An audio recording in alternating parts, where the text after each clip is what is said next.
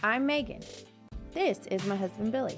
We met on eHarmony. These are our children, Michael and Lydia. And these are my siblings, Jacob and Zoe.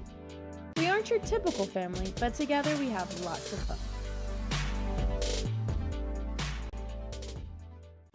Hey guys, so for this edition of Friday Talk, I wanted to talk about when the anxiety comes back. So, and this kind of leads me into a different video I'm going to talk about. So,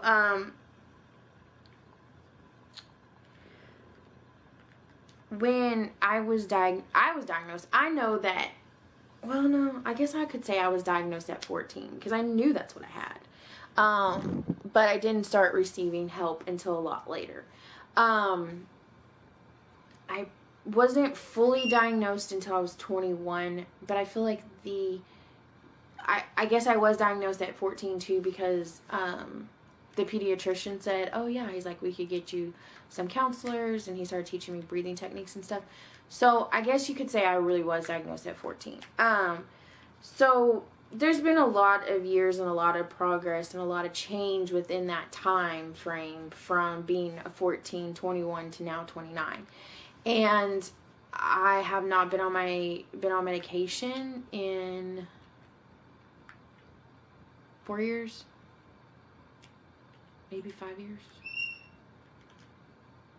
4 or 5 years. Anyway, and so because of that, when it does start coming back, there are those warning signs that, okay, maybe I'm just getting a little anxious here. And it's a little bit more than like excited nervousness or, oh, just a little shock there. For me, it's usually after something shocking's come, something unexpected, but like a big unexpected, like I don't really have enough time to really process what's happening. That is usually when I end up going on hyper alert. I never had a moment to kind of calm down and go, oh, that was shocking. This is what I'm going to do about it. And so because of that, Sydney!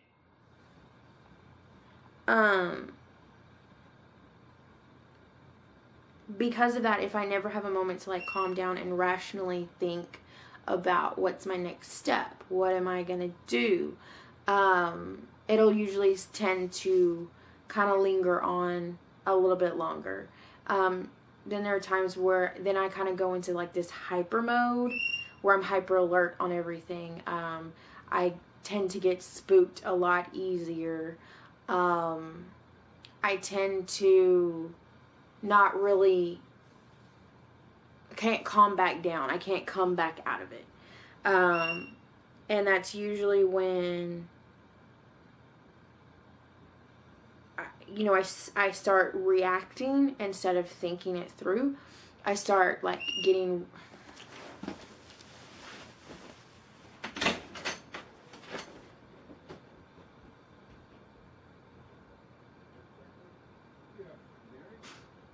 stop. You know better.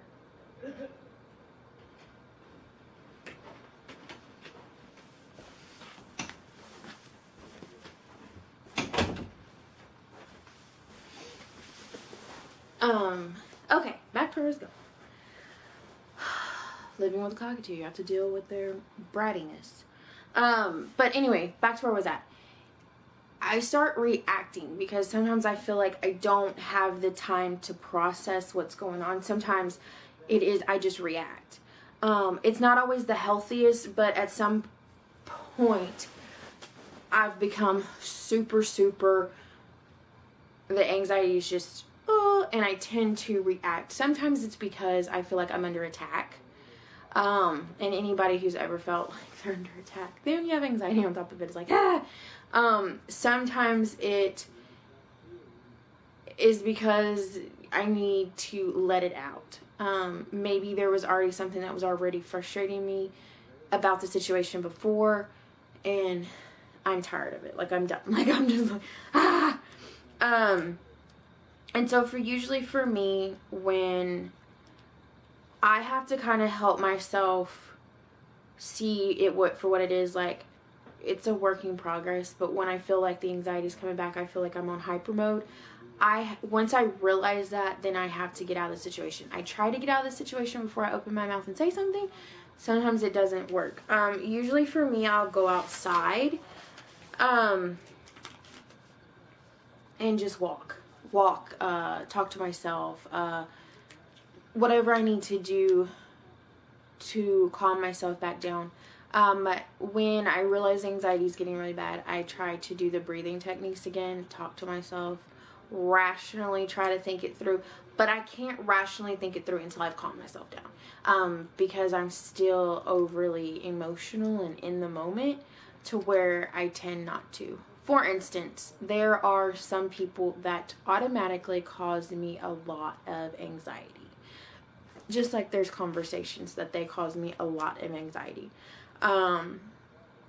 And I've gotten better about it because now I can kind of step back and see it for what it is. And it's like, this really has nothing to do with me. And so there are times where I do see it. And there's times, like, if I'm in a good place, I'm good. I can see it straight as it is. And then there are times where I can't. And I do get extremely emotional and I pop off. There are times where I can say, this has nothing to do with me. And so it really depends on where I'm at and how I react and if the anxiety is really, really bad. There are people that they will send my anxiety level through the roof. And it's come to the point where I disengage from them. Because I know it's not about me. I know it might be a manipulation tactic. It might be another way of getting what they want, getting sympathy, getting empathy. And I think that was really the hard thing for me. There was a period of time where my anxiety started coming back. And it was blended family related. And my anxiety was, and it got to the point where I did go back into counseling and I thought about being put back on medication.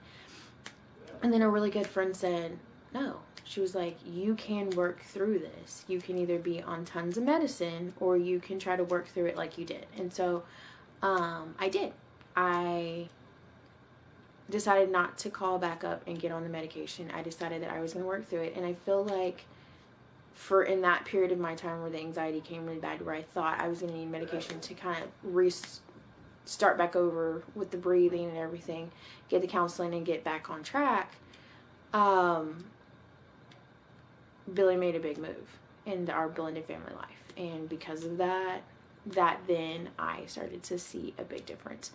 And we all do what we need to do for our family, for our life. And after that, still today, there's certain people that give me a lot of anxiety that I've had to back off and not really pursue a relationship as hard.